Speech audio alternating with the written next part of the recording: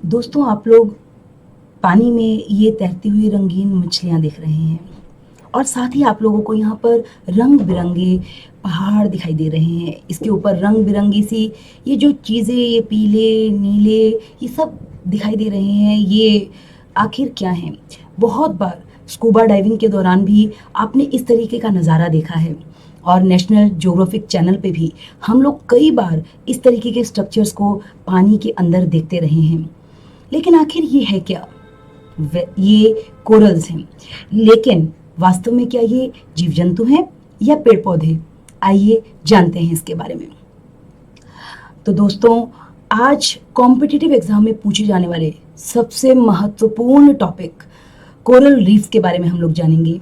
और यकीन मानिए, आज का लेक्चर इतना महत्वपूर्ण और ज़बरदस्त होने वाला है कि कोरल रीफ्स के बारे में एक एक पॉइंट आप लोगों की नस नस में घुस जाएगा और एग्ज़ाम में पूछे जाने वाला कोई भी क्वेश्चन आप लोगों से बाकी नहीं रहेगा। तो स्वागत है आप लोगों का दोस्तों आईएएस क्लिनिक के यूट्यूब चैनल पर। मैं मोनिका जैन हाजिर हूँ आप लोगों के साथ। तो चलिए शुरू करते हैं हम लोग। जैसा कि आप लोग देख रहे हैं यहाँ पर, ये जो कलरफुल आप लोगों को स्ट्रक्चर दिखाई दे रहे हैं, बेसिकली ये कहलाते हैं कोरल्स। लेकिन ये आखिर बने किस चीज़ से हैं? इनकी बायोलॉजी क्या है? इनका शरीर कैसा है? इन सब के बारे में एकदम छोटे छोटे तरीके से बेसिक से जानते हैं। जैसा कि आप समझ सकते हैं, ये इनवर्टिब्रेट एनिमल्स हैं। अब आप कहेंगे मैडम ये इनवर्टिब्रेट क्या होता है? इनवर्टिब्रेट मतलब इनकी रीढ़ की हड्डी नहीं है, यानी इन लोगों के पास शरीर जो है बहुत ही पिलपला, बहुत ही सॉफ्ट सा, ऐसा विजुअलाइज कीजिए कि एकदम सॉफ्ट किसी तरीके से मुड़ जाएं, उस टाइप की ये जीव हैं। और ये बिलोंग करते हैं एक बहुत बड़े ग्रुप स्निडारिया से। स्निडारिया, अब आप कहेंगे मैडम आपने एक ये नई बीमारी बता दी, स्निडारिया। स्निडारिया क्या है, इसके बारे में पहले एक चीज़ देखते हैं। स्क्रीन पे आप लोग देख पा रहे हैं। आप लोग कहेंगे मैम ये लो जी, अब आपने इतना सारा कुछ बता दिया, ये क्यों बोझो, हाँ ये वो। कुछ नहीं जानना है इन सब के बारे में, बस इतना जानिए ये स्निडारिया ग्रुप है और इस ग्रुप में से ही इसका ही एक ग्रुप का भाई है कोरल, जो हमारे मतलब की चीज़ है। ठीक है, स्निडारिया ग्रुप में box jelly, moon jelly, purple jelly, ये सब बहुत सारे अलग अलग समुद्री जीव हैं, जिनमें से एक कोरल भी इसका एक भाग है। तो हमारे लिए बस नॉलेज का इतना ही पोर्शन था, जितना ध्यान रखिए बस। ओके, आगे बढ़ते हैं। ये तो क्लियर हो गया भी, कोरल्स जो हैं वो इनवर्टिब्रेट एनिमल्स हैं, और ये भी क्लियर हो गया कि स्निडारिया ग्रुप से हैं। ठीक है, अब आगे एक बात और जानते हैं कि जो ये कोरल हैं, ये वास्तव में, ठीक है मैडम आपने बता दिया जीव जंतु हैं, ठीक है, पेड़ पौधे नहीं हैं, बात क्लियर हो गई। लेकिन माइंड में बात आ रही है कि ये आखिर इनका शरीर कैसा है?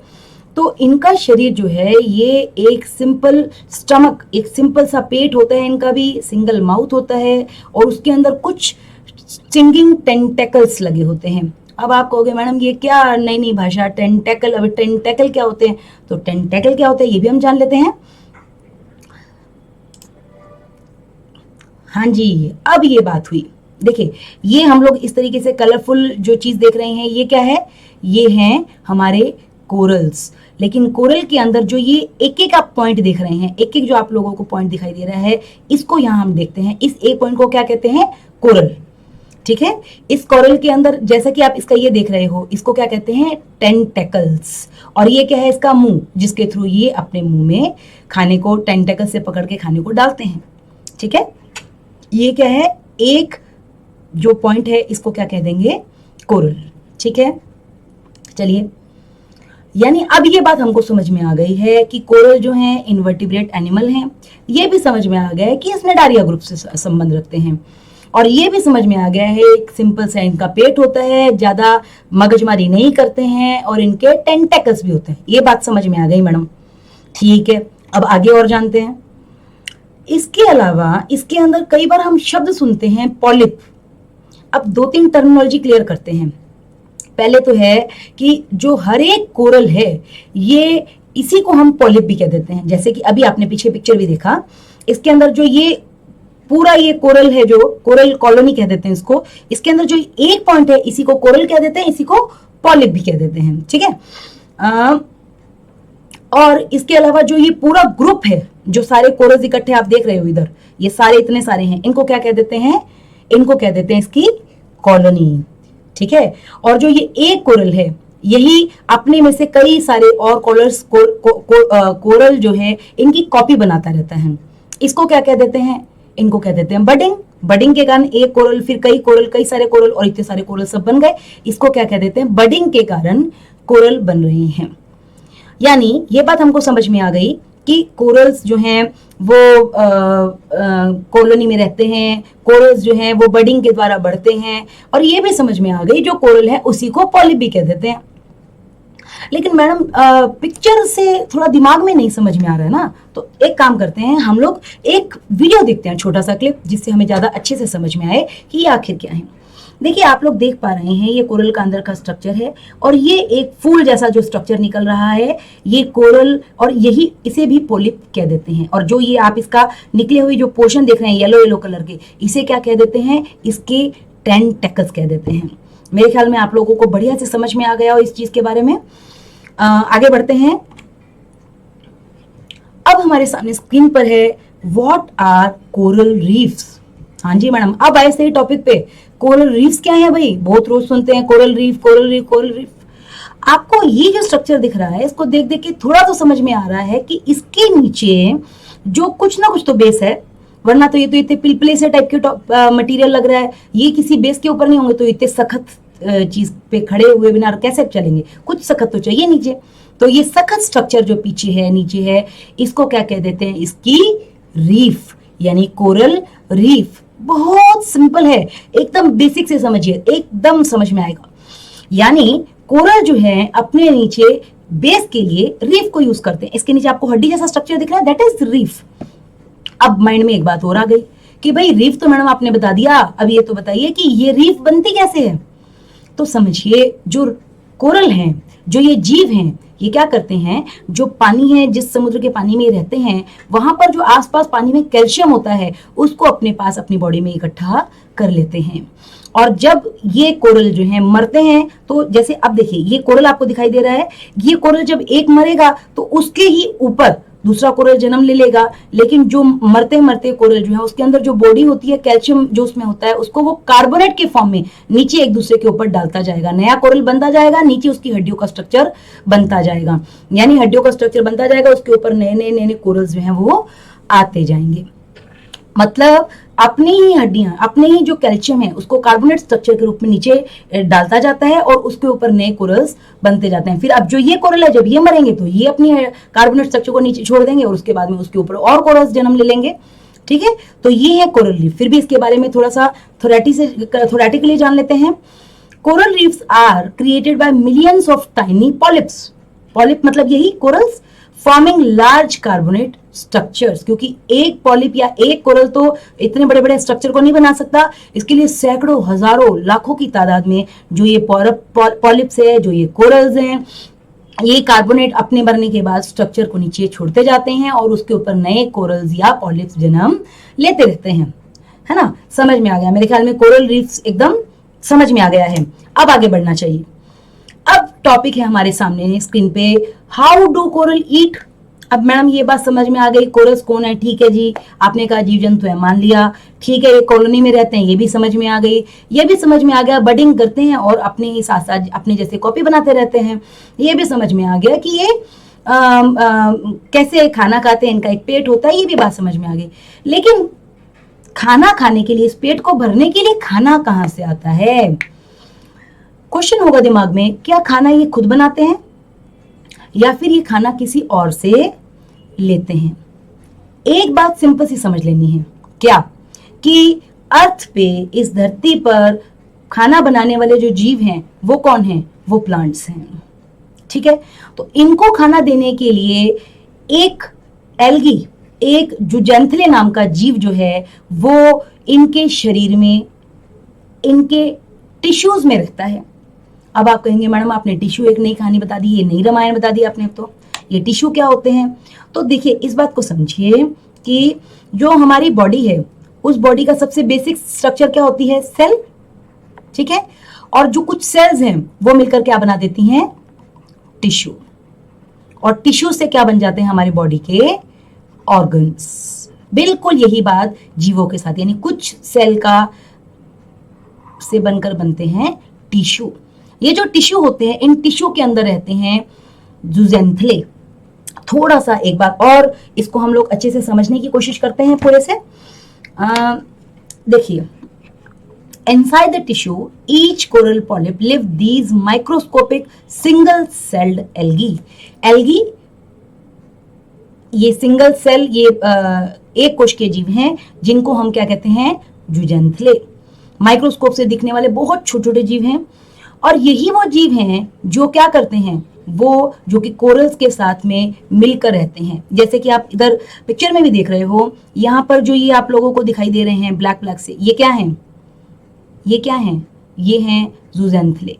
ये क्या करते हैं, ये कोरल को क्या दे देते हैं, फूड दे देते हैं बना करके, और गैस दे देते हैं, और कोरल इनको क्या दे देते हैं, वो कहते हैं ठीक है भैया हम तुम्हें घर दे देते हैं, है ना। ये इनको क्या दे देते हैं, ये इनको लिविंग प्लेस दे देते हैं। इसका मतलब क्या हुआ, ये रिलेशनशिप कैसी हो गई, सिम्बोइज्म, सिम्बोइस्टिक रिलेशनशिप, सहजीवन, जिसे हिंदी में क्या कहते हैं, सहजीवन। क्योंकि साथ साथ सहजीवन करके जीना है, साथ ही हाथ बढ़ाना, एक अकेला थक जाएगा मिलकर साथ निभाना। एक जना दूसरे को खाना बना कर देता है, दूसरा कहता है कोई बात नहीं भैया हम आपको घर बना कर दे देते हैं। अब आप कहोगे मैडम ये घर कहाँ से बनाता है, तो घर कहाँ से बनाएगा, जो कार्बोनेट स्ट्रक्चर है वो नीचे बनाता है, उसके अंदर इतना स्पेस है कि वहां पर मछलियां भी अंडे दे सकती हैं, वहां पर जो समुद्र के और दूसरे जीव है वो भी रह सकते हैं। यानी कि हमारे समुद्रों के अंदर जो जीव हैं उनको रहने की मेन जगह यही मिलती है। ठीक है, तो ये समझ में आ गया कोरल्स कैसे खाते हैं। ठीक है भैया, मैडम आपने बताया, समझ में आ गया। ज़ूज़ेंथले जो हैं वो इनको खाना बना करके देते हैं, और इनको गैसेस भी दे देते हैं, और साथ में कोरल इनको घर दे देते हैं। ठीक है, ये बात तो समझ में आ गई। लेकिन मैडम क्या खाली इन्हीं से इसका पेट भर जाता है क्या, इनको कुछ और नहीं चाहिए?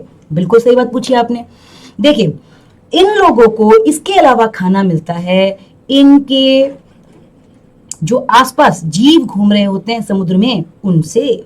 अब आप कहेंगे मैडम ये समुद्र में जीव कहां से घूम रहे होते हैं, कौन से जीव हैं, क्या हैं, आप ये क्या बात बोल रहे हो? तो एक बार पहले मेरे साथ में थोड़ा सा समझने की कोशिश करिए इस पिक्चर को।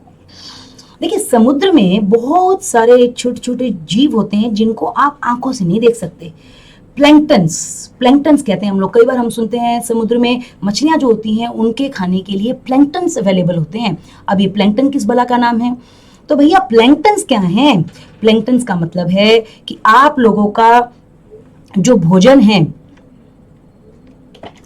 वो भोजन आप लोगों को, मछलियों को प्रोवाइड करने के लिए प्लैंक्टन्स जो हैं वो भोजन देते हैं।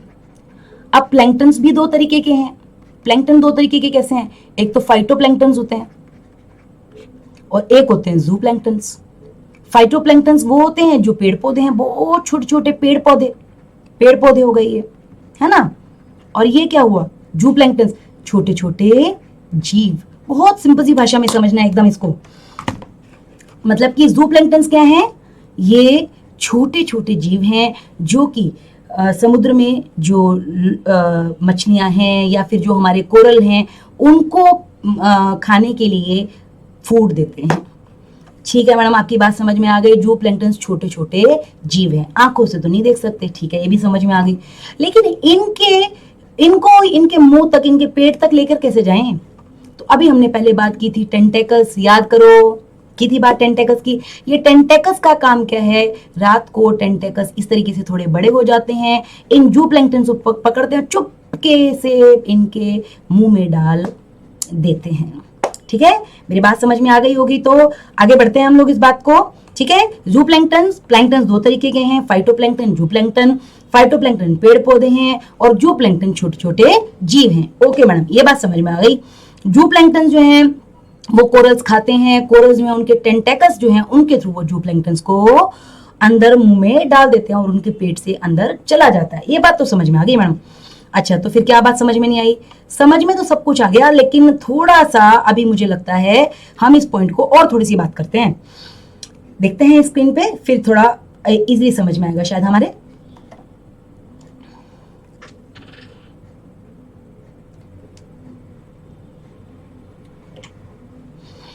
ठीक है, ये हमें समझ में आ गया। जो inside the tissue of each coral polyp these microscopic single celled algae known as zooxanthellae they are sharing space gas exchange and nutrients to survive। ये समझ में आ गया कि ये सिम्बोइज्म सहजीवन करके एक दूसरे को फूड और गैस देते हैं, वो उनको लिविंग स्पेस देता है।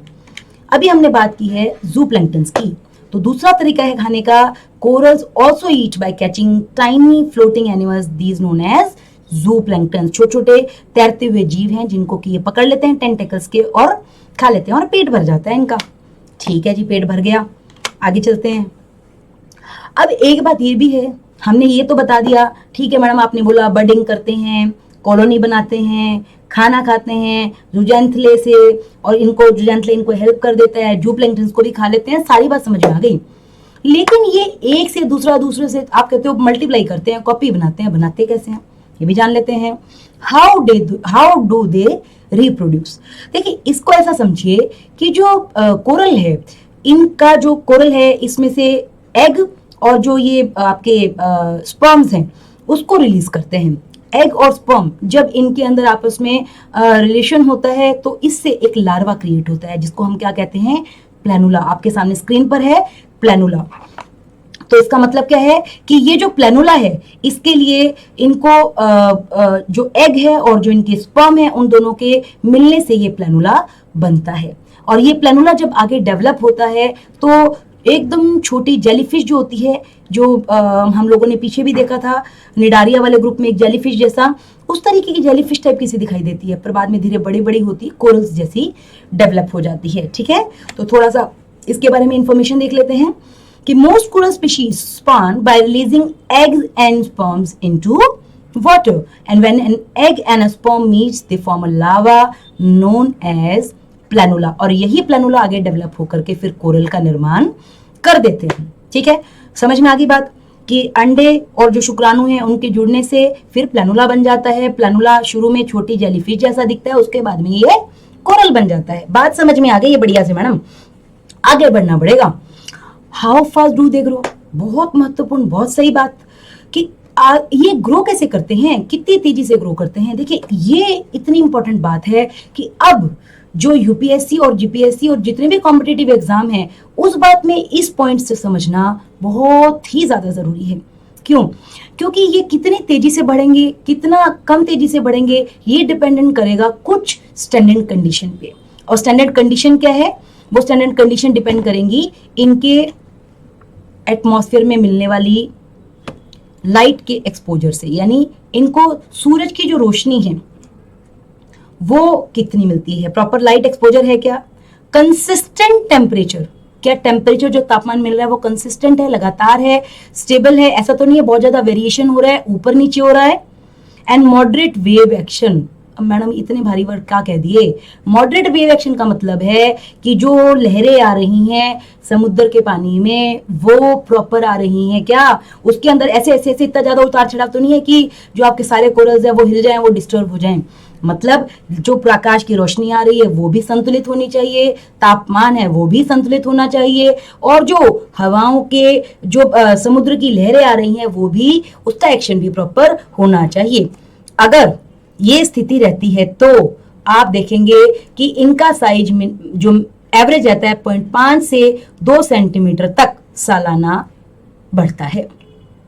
तो आप कहेंगे मैडम क्या इतना ही बढ़ता है, इससे ज्यादा बढ़ता ही नहीं? ना ना ना, ऐसी बात नहीं है, कभी कभी बढ़ता है। It is 4.5 centimetre per year in some cases. ठीक है, मेरी बात समझ में आ गई होगी। ओके, अब एक बड़ा अच्छा क्वेश्चन बनता है और बहुत सही बात आप लोगों के दिमाग में आ रही है कि वास्तव में ये जो लाइट का एक्सपोजर है, इस लाइट का एक्सपोजर अगर बढ़ जाए तो, एकदम सही बात सोची आपने, इसका मतलब है अगर लाइट का एक्सपोजर बढ़ जाए तो इनको नुकसान हो जाएगा। अगर टेम्परेचर बराबर नहीं रहे, अगर एकदम से ठंडी हो जाए नुकसान हो जाएगा, एकदम तेज गर्मी हो जाए नुकसान हो जाएगा, है ना? क्यों? क्योंकि इनको जीवन के लिए, इनको बढ़ने के लिए ये 3 कंडीशन प्रॉपरली चाहिए ही चाहिए। फिर से देख लेते हैं। एक तो टेम्परेचर कैसा होना चाहिए, थोड़ा ज्यादा, कंसिस्टेंट होना चाहिए, लगातार मिलते रहना चाहिए, ऐसा नहीं है कभी मिला कभी नहीं। और वेव्स जो हैं, समुद्र में जो लहरें उठ रही हैं वो भी मॉडरेट होनी चाहिए, बराबर होनी चाहिए। ठीक है, अब ये बहुत बढ़िया क्वेश्चन है आपके सामने कि वेयर आर दे फाउंड, मिलते कहां पे हैं? देखिए अब थोड़ा सा खोपड़ी घुमानी पड़ेगी। खोपड़ी कैसे घुमानी पड़ेगी, देखिए समझते हैं। सबसे पहले हम लोग एक पिक्चर देखते हैं। यस, जैसे कि आप लोग स्क्रीन पे देख रहे हो, ये है इंडिया, मेरा प्यारा भारत, ठीक है। ये है अफ्रीका, ये है हमारा रशिया, ये है हमारा यूरोप, और ये है हमारा यूएसए, ये है कनाडा, ये है लैटिन अमेरिका, पूरा ये वाला पार्ट, ठीक है। लेकिन थोड़ा सा ध्यान दीजिए, जो ये वाला एरिया है हमारा,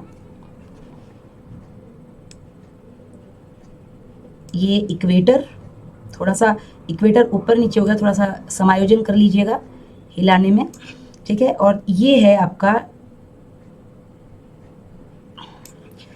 tropic of Cancer, Tropic of Capricorn, आपकी ये ट्रॉपिक ऑफ कैंसर हो गई आप लोगों की, ये ट्रॉपिक ऑफ कैप्रिकॉर्न, और ये है इक्वेटर। हमेशा ध्यान रखिए, जो अगर मैं आप लोगों को इधर थोड़ा सा ड्रॉ करके बताऊं तो ये शायद और ज़्यादा आसानी से आप लोग समझेंगे। देखिए ये है ट्रॉपिक ऑफ कैंसर, ये ट्रॉपिक ऑफ कैप्रिकॉर्न, और ये है आपकी इक्वेटर, ठीक है। ये लगभग वैसे 33.5 डिग्री होता है, लेकिन क्योंकि हम 33 डिग्री हम लोग यहाँ पर बात कर रहे हैं कोरल की, तो 30 डिग्री नॉर्थ से 30 डिग्री साउथ के बीच में ये ऐसा एरिया है जहाँ पर सूरज की जो रोशनी है वो सारे साल मिलती है। यानी सूरज की सूरज या तो सीधा यहाँ चमकता है या यहाँ पर इस एरिया में। इसका मतलब है कि जो सूरज, ये वाला जो एरिया है जो आप लोग अभी आपके सामने देख रहे हो, यही वो एरिया है जहाँ पर सूरज की रोशनी हर टाइम अवेलेबल रहती है। चाहे सूरज कर्क रेखा पर सीधा चमके, चाहे सूरज इस रेखा पर सीधा चमके, चाहे सूरज इस रेखा पर सीधा चमके, कहीं भी चमके, इस भाग को रोशनी मिलती ही मिलती है। मतलब इस एरिया में कंसिस्टेंट टेम्परेचर, जो अब पीछे बात कही थी, अच्छा, अब समझ में आई मैडम आप क्या कह रहे हो, कि आपने जो कंसिस्टेंट टेम्परेचर कहा था वो बात यहाँ पूरी हो रही है, इसीलिए यहाँ पर कोरल ज्यादा मिल रहे हैं। ये बात समझ में आ गई। मतलब इस एरिया में लगातार सूरज की गर्मी मिलती रहती है, जिसके कारण यहाँ पर जो कोरल हैं उनको बढ़ने में कोई दिक्कत नहीं होती है। अब एक क्वेश्चन बहुत बढ़िया पूछा आपने, क्या कि भाई खाली यही मिलते हैं? यूपीएससी की तो आदत है, जीपीएससी की तो आदत है ये पूछने की कि भाई ये खाली यही मिलते हैं। नहीं, ऐसी गलती मत कर देना भैया, ऐसी गलती बिल्कुल भी नहीं करनी है। ये कोरल्स जो हैं ये खाली यही नहीं मिलते हैं, इसके अलावा ये आपको कहाँ मिलेंगे? इसके अलावा आप लोगों को ये मिलते हैं इधर, जो आपका ये यूरोप वाला पोर्शन आप लोग देख पा रहे हैं, इस वाले पोर्शन में भी, इस वाले एरिया में भी आप लोगों को कोरल्स मिलते हैं। लेकिन इस वाले यानी कि ठंडे एरिया में भी मिलते हैं, कोल्ड में भी मिलते हैं और हॉट में भी मिलते हैं। लेकिन ये जो एरिया है जो आप ये सामने स्क्रीन पे देख रहे हो, ये एरिया ज्यादा प्रोन है कोरल्स के लिए, ठीक है, इसीलिए स्क्रीन में आपके सामने है। यानी extending it as most from 30 degree north to 30 degree south of the equator. Most important line बच्चा दिमाग में ले लेना, एकदम याद कर लेना है इस चीज को। चलिए अब एक टॉपिक है सामने, conservation, environmental pollution and degradation. थोड़ा सा ध्यान रखिए बच्चों, यूपीएससी का ये एक टॉपिक है, जीएस पेपर 3 का, तो इसको प्लीज आप उधर अपने जरूर ऐड कीजिएगा इस चीज को, कि कंजर्वेशन, एनवायरमेंट, पॉल्यूशन और डिग्रेडेशन। आज हम लोग आपके सामने भी इसीलिए इस टॉपिक को लेकर के आए हैं क्योंकि हाल में यूएस में और ऑस्ट्रेलिया के पास में जो रीफ्स हैं उनको बहुत बड़ा नुकसान हुआ है, तो इसी वजह से इसके कंजर्वेशन को लेकर बड़ी चिंता है। इस बात को हमेशा ध्यान रखना है कि कोरल रीफ्स ही वो एरिया है जहां पर विश्व की सबसे ज्यादा बायोडाइवर्सिटी मिलती है। पहली बात तो एक बात ध्यान रखिए, जो अर्थ है जिसके ऊपर समुद्र है, समुद्र जिसके ऊपर समुद्र का पोर्शन जो है, उसका समुद्र और लैंड, हमारे अर्थ पे दो पोर्शन है, लैंड है और ओशन है। लेकिन जो हमारा ओशन है वो डाइवर्सिटी के अंदर, यानी बायोडाइवर्सिटी के अंदर, डाइवर्सिटी के अंदर सबसे ज्यादा रिच है। इसके अंदर डाइवर्सिटी कंपैरेटिवली ज्यादा होती है इसके कंपैरिजन में। अब यानी ओशन के अंदर डाइवर्सिटी ज्यादा होती है, तो इस डाइवर्सिटी को रखने के लिए क्या चाहिए? होम। क्या चाहिए? होम। और हमने पीछे बात की थी किसके बारे में? बिल्कुल सही बताया आपने, कार्बोनेट स्ट्रक्चर के बारे में, एकदम सही, कार्बोनेट स्ट्रक्चर के बारे में एकदम तैयार होकर बैठे हैं आज। बिल्कुल सही बात है, कार्बोनेट स्ट्रक्चर के बारे में। मतलब क्या हुआ कि कार्बोनेट स्ट्रक्चर इन लोगों को घर देता है। अब उस घर में चाहे मछलियां अपने अंडे दें, चाहे मछलियां आकर के रहें, चाहे अलग अलग बायोडाइवर्सिटी, समुद्र के अंदर जितने अलग अलग जीव हैं वो यहाँ शरण पाते हैं। मतलब अगर आपके कोरल्स खराब हो जाते हैं, अगर कोरल्स जो हैं वो मर जाते हैं, तो जो समुद्र के अंदर इतनी डाइवर्सिटी, इतनी विविधता है, उनको रहने के लिए जीवन मिल पाता है। ठीक है। इसके अलावा क्योंकि आपको पता है हमारी जो लैंड है, जैसे मान लीजिए ये आपका घर इधर ही पास में मान लीजिए है, ठीक है, ये मान लीजिए इधर आपका घर है, ठीक है, ये मान लीजिए आपका घर है, ये आप खड़े हैं, ठीक है, ये मान लीजिए यहाँ पर कोई आपका बीच है, ये समुंदर है, पास में ही घर आपका समुंदर के पास है, मान लीजिए, मानने में क्या लग रहा है, मान लीजिए ये, और इधर वाला एरिया जो है ना, ये आपका एरिया, इधर आपको सबसे ज्यादा मात्रा में कोरल मिलेंगे। क्यों? क्योंकि इस एरिया में ही आप लोगों को इनके लिए भी बेस मिलने की संभावना रहती है, प्लस यहीं पर प्रॉपर जो वेव्स हैं वो प्रॉपर तरीके से इनको मिलना, यहाँ से मूवमेंट मिलता है, यहीं से इनको सन की जो रोशनी है उसके भी मिलने की संभावना ज्यादा रहती है, इसलिए कोरल्स जो है यहाँ। अब यहीं पर आपको भी पता है मैंग्रोव्स जो हैं आपके, अब आप कहेंगे मैडम ये क्या भला बता दी, मैंग्रोव क्या है? मैंग्रोव्स क्या है? वो पेड़ जो कि नमकीन पानी में भी रह सकते हैं, मैंग्रोव्स, है ना, उनका बेस भी यही बनते हैं। ये आपका जो रीफ होती है जो हमने पीछे देखी थी, हड्डी जैसा पोर्शन, हाँ बिल्कुल बिल्कुल वही, उसी के ऊपर ये पेड़ भी उग पाते हैं, मैंग्रोव कहते हैं। और ये जो यहाँ पर आपका घर है, इसको यहाँ का जो वेव्स इतने जोर जोर से आ रही हैं, इससे ये पेड़ आपको बचा देते हैं। इसके अलावा जो यहाँ पर बड़ा पानी की तूफान, सुनामी सब आता है, उससे भी बचाते हैं। ये पेड़ बने रहे इसके लिए आपको मैंग्रोव होना चाहिए, समुद्र में बायोडाइवर्सिटी बनी रहे इसके लिए मैंग्रोव होना चाहिए। मतलब मैंग्रोव क्या मतलब? कोरल्स होने चाहिए, यानी आपका जो ये कोरल है वो समुद्र के अंदर जीवन के लिए बेसिक नेसेसिटी है। ठीक है, ये बात तो समझ में आ गई। आगे बढ़ते हैं। They are among the most threatened ecosystem on Earth, largely due to unprecedented global warming. अब ये क्या होती है वो ग्लोबल वार्मिंग?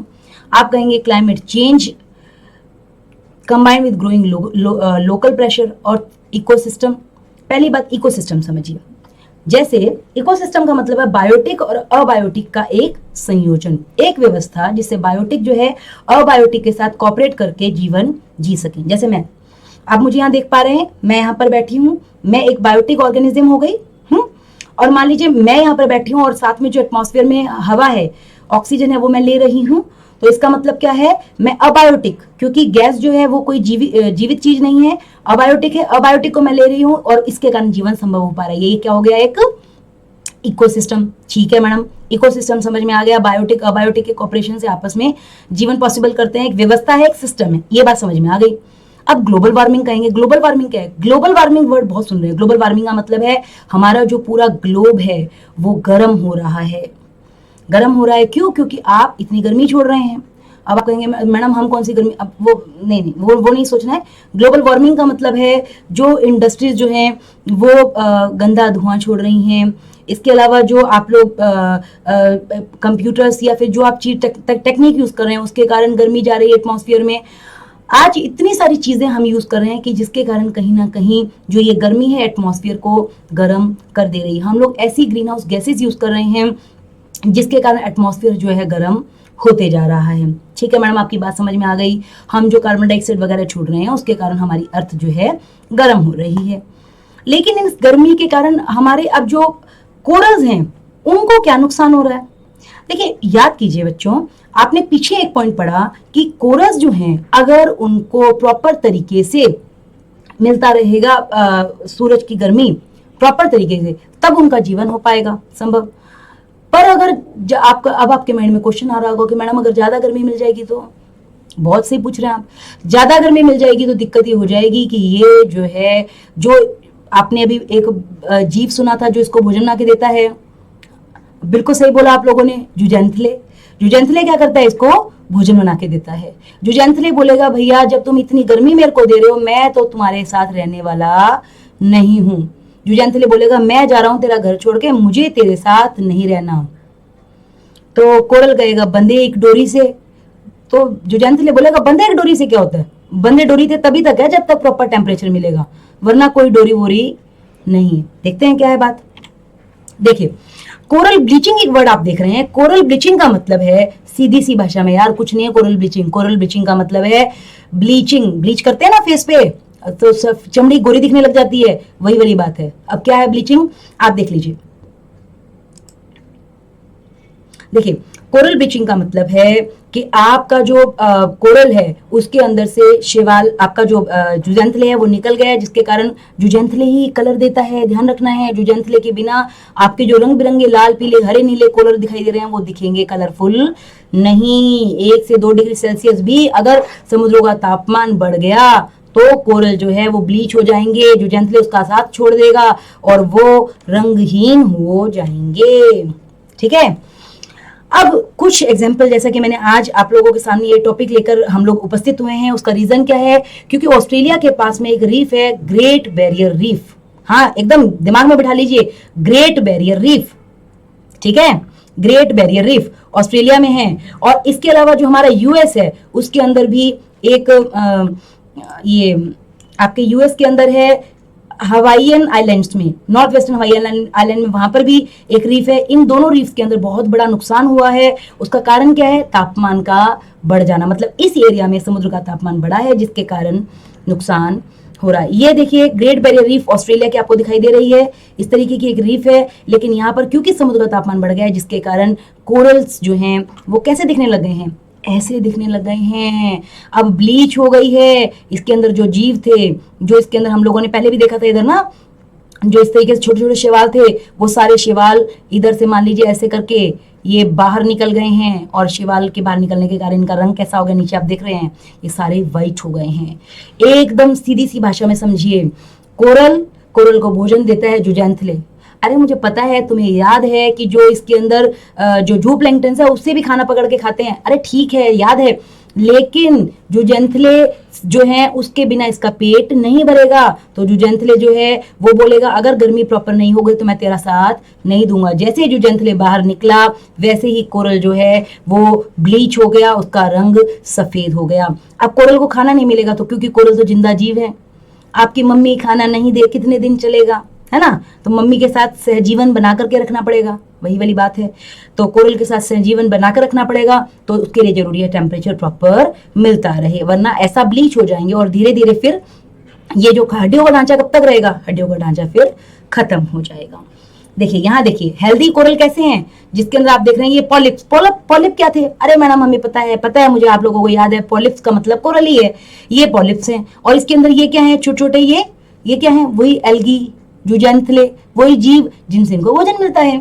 ये जब तक अंदर है तब तक कोरल का रंग है। जैसे ही कोरल के ये सारे जो जीव बाहर आ गए तो कोरल का रंग निकल गया, सफेद हो गया कोरल। नीचे भी देख पा रहे हैं ये रंगीन था, ये सफेद हो गया और धीरे धीरे कोरल के ऊपर काई सी जम जाएगी, है ना, मर जाएगा कोरल। ऐसे काई सी इसके ऊपर जम गई है। ठीक है, अब एक बात और है, कोरल रीफ महत्वपूर्ण क्यों है? मुझे पता है आप लोगों को समझ में आ गया है कि कोरल रीफ वो बेस है जिसके अंदर जितनी समुद्र की बायोडाइवर्सिटी है उसको रहने के लिए जगह मिलती है, शरण मिलती है। वो लोग आकर वहां अपने अंडे देते हैं और सबसे ज्यादा समुद्र की बायोडाइवर्सिटी भी वहां मिलती है। आपको ये भी पता है कि कोरल्स जो हैं वही मैंग्रोव पेड़ जो थे जो नमकीन पानी में उगते हैं उनको बेस मिलता है। आपको ये भी याद है कि समुद्र की जो लहरें हैं उनको कंट्रोल करने का काम भी ये मैंग्रोव करते हैं। लेकिन इसके बारे में थोड़ा सा फैक्ट जानते हैं कि डिस्पाइट कवरिंग लेस देन 0.1%, कम इतना सा एरिया भी अगर ये कवर करते हैं इतना, तो भी जो हमारे समुद्र हैं उसके अंदर जो फिशेज है, खाली फिशेज की मैं बात करूं तो उसका भी 1/4 जो है लगभग ये कोरल रीफ्स जो हैं वो उसकी स्पीशीज कवर कर लेती हैं। मतलब 1/4 आपकी जो इतनी ज्यादा, मतलब 100 तरीके की अगर मछलियां हैं तो आपको 1/4 वहीं पर मिल जाएंगी। इसका मतलब क्या हुआ कि कोरल्स जो हैं वो खाली मछलियों के लिए नहीं, हर तरीके की वैरायटी के लिए एक मेन जगह है। अब अगर आप सीधी सी बात समझिए, अगर वो रीफ का बेस खत्म हो गया तो समुद्र की बायोडाइवर्सिटी खत्म हो गई। समुद्र की बायोडाइवर्सिटी खत्म हो गई तो समझ लीजिए छोटी मछलियां खत्म तो बड़ी मछलियां खत्म, और बड़ी मछलियां खत्म तो समुद्र का सारा स्ट्रक्चर खत्म, समुद्र पर रहने वाला सारा जीवन खत्म, उस पर रहने वाला जो मनुष्य है वो भी खत्म, उसके अंदर जो सर्कल चल रहा है वो सारा खत्म। मतलब कहेंगे एक तरीके से कोरल्स जो हैं वो समुद्र के अंदर मेन स्पीशीज हैं, मेन जाति हैं, मुख्य जाति हैं जिसके ऊपर जीवन होता है। ठीक है, सारा सर्वाइवल उसी पर है। आगे बढ़ जाते हैं। अब आगे आप जाते जाते बोलेंगे मैडम अब आप इसके बारे में हमें क्या सुझाव दोगे, क्या करें, आपके हिसाब से क्या करें, क्या करें? देखिए, एक सीधी सी बात ये समझनी है कि limiting global average temperature to well below 2 degree Celsius अब pre industrial level in line with Paris agreement.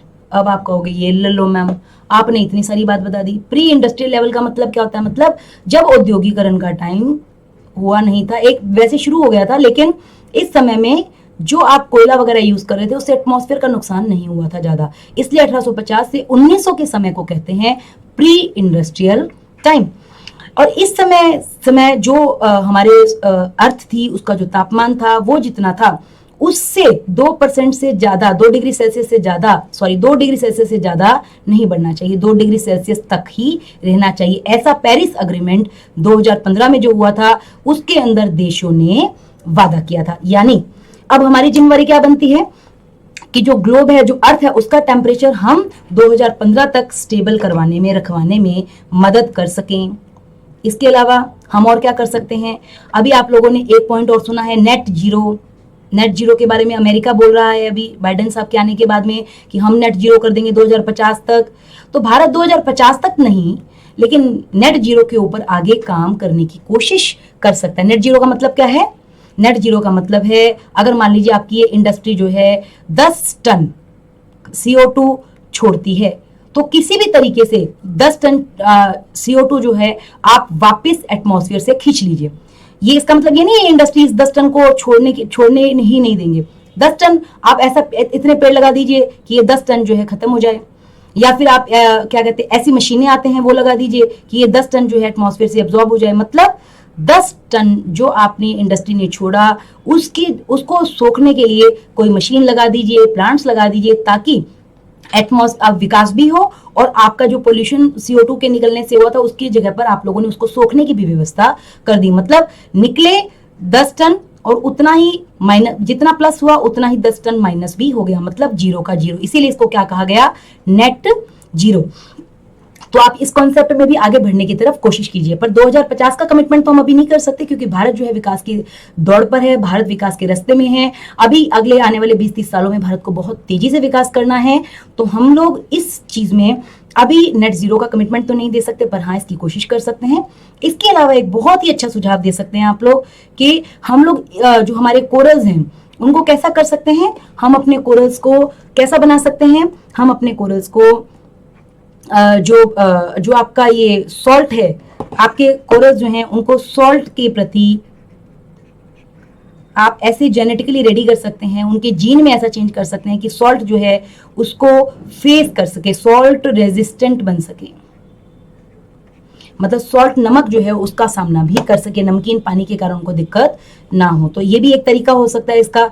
और इसके अलावा हम लोग उनको हीट रेजिस्टेंट भी बना सकते हैं। भी हीट जो है उनको सामना करने के लिए उनके जीन में चेंज कर दिया जाए, तो इसके हिसाब से जो कोरल पैदा होगा वो कोरल जब गर्मी तेज भी आएगी तो उसको भी सहन कर लेगा, उसको दिक्कत सूरज की गर्मी से ज़्यादा नहीं होगी, और वो कोरल जो है तेज गर्मी में भी सर्वाइव कर ले जाएगा, और जो जैंथले जो है वो उसके साथ में बना रहेगा तेज गर्मी में भी, अगर हम लोग उसके जीन में ही कुछ चेंज कर दें। ठीक है, आज के लिए मुझे लगता है इतना ही। और अगर आपका कोई भी टॉपिक, कोई भी इसी कोरल रीफ से बचा हुआ कोई भी प्रश्न अगर बच गया है, मैंने पूरी कोशिश की है कि आपका कंप्लीट कर दिया जाए, लेकिन अगर अभी भी आपका कोई भी टॉपिक बच गया है प्लीज कमेंट बॉक्स में जरूर दीजिए, हम आपका आंसर देने की पूरी कोशिश करेंगे। ठीक है, आज के लिए बस इतना ही। थैंक यू, धन्यवाद, खुदा हाफिज, शब खैर।